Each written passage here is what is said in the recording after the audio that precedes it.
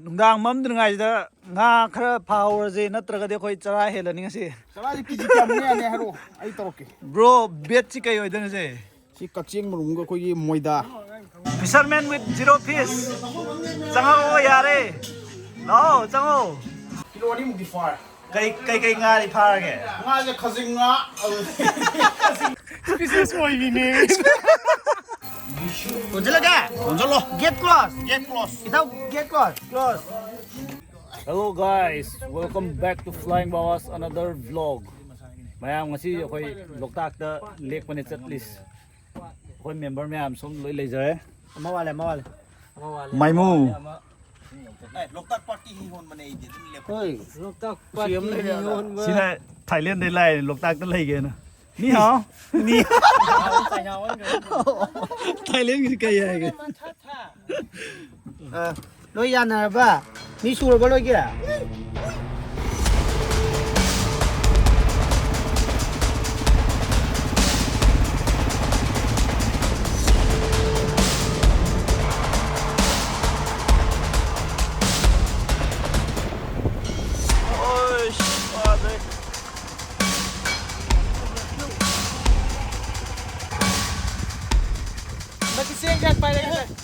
Bro, ngasi thaba khara phare hain. Daram makka khara tha.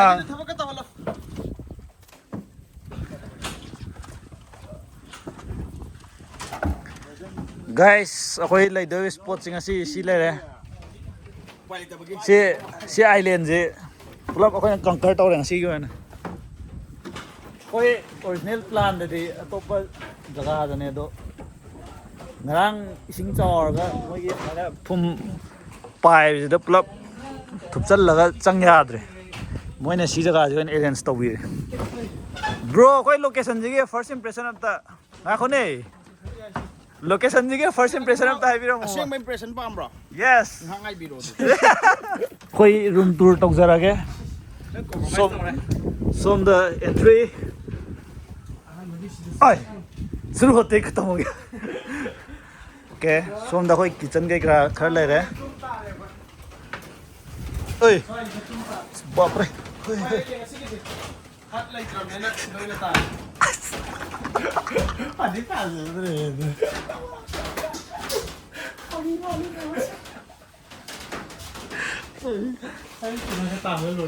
Yeah. Apart from accommodation, view, noise. Bro, interior di tour tawre kaino je outside chemta. Business oirine. Swaida dungdang gi pot leire. Si lei pots. Ado ai nei doi je nungdang mamdringaisida nga khara phahorje natragadi khoi chara helani ngasi. Charaji kiji kyamu yane haro ai tawrake. Bro, bet chi kai oidone se? Si kaching marunga akoigi moida.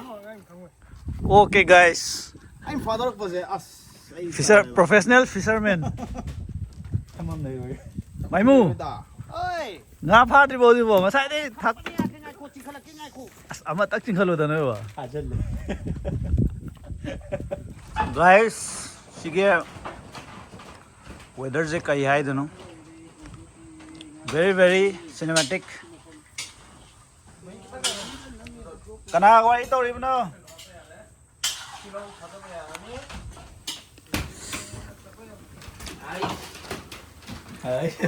Somna professional chef. Bro, ngasi injang je kai no thong doi je. Sigi oksani. Oksada se kadi terma. Si kani wali. Jalo. Sira. Si kani wali. Si managi manung ni je. Kai style ko na Thailand style, Philippine style, Kashmir style, Bihar style ab hai biro. Na thong doi style. Marathi style. Barak style. Marathi style. Okay. Se urena se. Si ready la. Si barbecue ki ready. Kaya barbecue. Koi copyright mawalo de. Asa. Ready. Isai jiga. Isai jiga tab jana rồi. ꯋꯥꯔꯛꯄꯅ ꯑꯃ ꯁꯦꯞ ꯌꯥꯕꯤꯔꯤ ꯃꯍꯤꯅ ꯇꯣꯉꯥꯟ ꯍꯥꯞꯇꯣꯏꯅꯣ fisherman with zero fish changao yare lao changao bhai amo bharo me lao me khoi ama ni try ka sa te ngamo di bha de tau nga bu khap tam pham ji da bu sala si pham ji ya re I'm sorry location gi impression am tangai biro si de na no comment no comment ta si di ai business oi ram na sa kai condition da le re oi bosbury pork curry je oi mirum khanjal kanu ne hey injang khatang ne hope le je jing location hopeless awkward this second fisherman without fish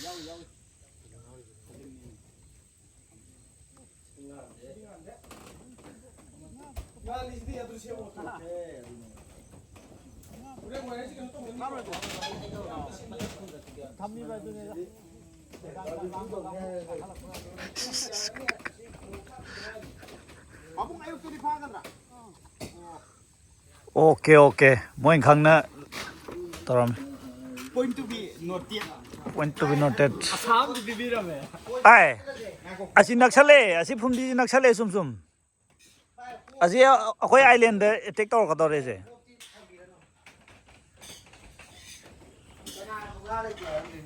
right guys let's continue horen uksa ga sa de ne uksa je sole le thok ta mo de ne se mo ka doi jo je wasa ai ne thumma pi le uksa sa je sole le thok ro do ne khame se hap to le umo san pan nai ga ye ge asa si me am je hap tha ga ne tong dak tau de ne swing kukti oi dre si di yani safety aman biganu ko save yamaga complain to moren lai roi ko manane nandana na khawai pai wai ne hajar kani ko karam bado nu ta mo na ne to to ren mau da khang ni ai pairam di do mau da okay sundar chani gan nahi reta nga kya phage khajing pawam phai khajing de lai ti lok ta ni ga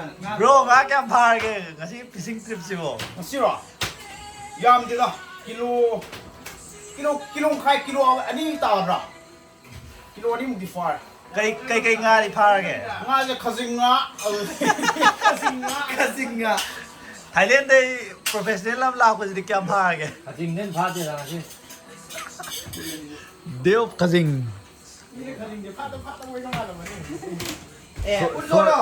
somgi chutney specialist na ai koksa zo keno dai pha bane sani tau Bhojpuri pork curry pha bane keno dai kaino da ki ai ju kaino tau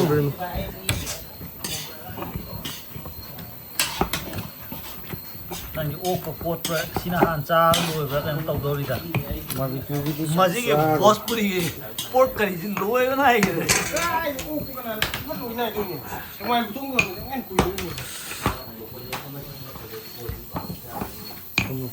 tung tang nam dong ma apsalo somgi barbecue master jin kamai tau de ba mai bo ot pa hai de ra barbecue ji ki ji tele moi ne course my experience kana ko ta na ma sa ka de vai la ta ni barbecue to ni ko sa ki i chang de na ni siaman re bo sur ke kizagum tau ba video nam tau ro je oi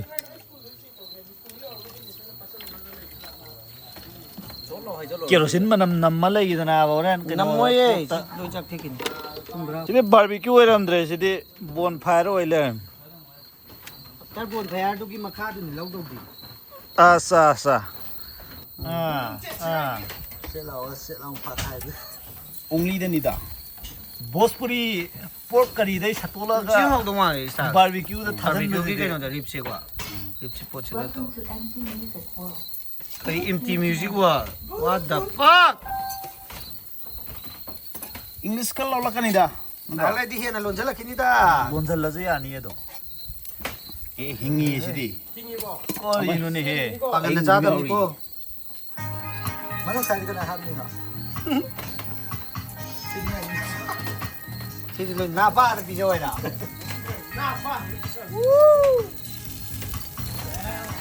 Paman nge dulu. Paman gede. Ay na liyan to soy ni. Lonjala ka. Lonjalo. Get close. Get close. Itaw get close. Close. Asa. Ay tum ya ta wal bigiti. Tog sa loob ta. So the chutney lay sa layan. Lenin ka na higay ba? Haiti shaka gre mana. Okay guys. Nang gini kaino. 베렌드리 이게 바비큐 떠오르지.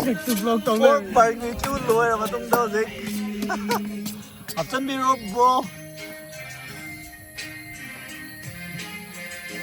Mechanic ka kolam मध्ये. Yan.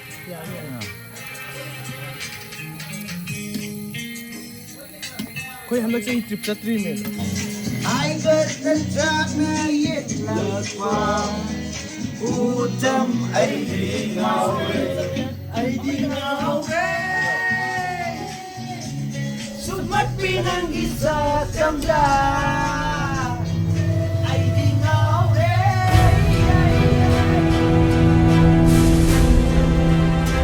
Hoy. Siya, mama, asyik main talo.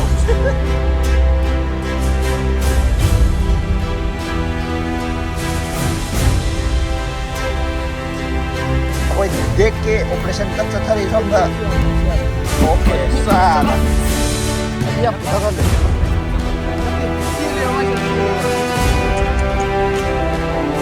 Very peaceful night.